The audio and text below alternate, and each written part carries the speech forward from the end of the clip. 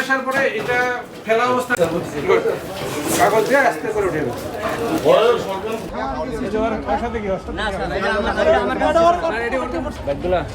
আমার ট্যাঙ্কিটা নিবেন না ট্যাঙ্কিটা নিবেন না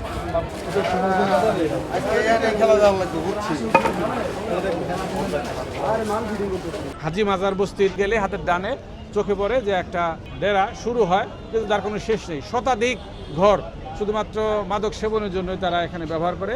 আমরা জেনেছি এটা রবিউল ইসলাম বাবু ওরফে কিং বাবু তার নিয়ন্ত্রিত থাকে।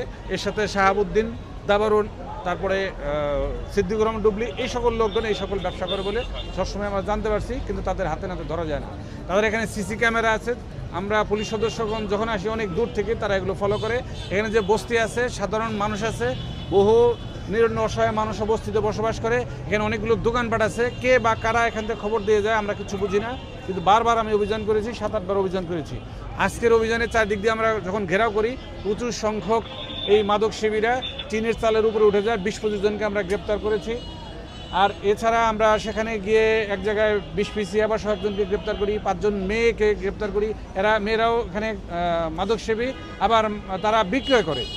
এরা খুচরা বিক্রেতা, ভিতর থেকে মালামাল নিয়ে তারপরে সুন্দর কাউন্টার আছে কয়েকটি, সেই কাউন্টার থেকে নিয়ে তারপর তারা খুচরা বিক্রয় করে থাকে। বিভিন্ন কক্ষে বসে বসে তারা মাদক সেবন করে থাকে।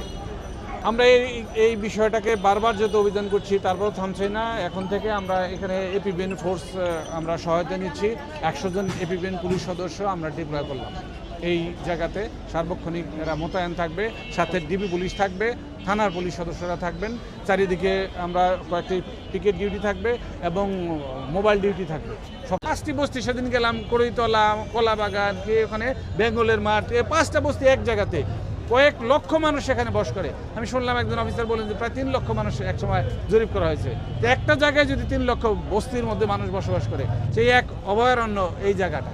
এখান থেকে অসংখ্য মাদক সেবী যারা অন্য অপরাধের সূতিকাগার, এখান থেকে মাদক সেবন করে এখানে এসে ঘুমায়। আমার মনে হয় যে প্রচুর পরিমাণ ছিনতাইকারী যারা আপনারা ঢাকা সহ এবং গাজীপুরে থাকে, যারা বিভিন্ন জায়গায় অপরাধ করে থাকে, অপরাধ করে সে এখানে জায়গা নেয়।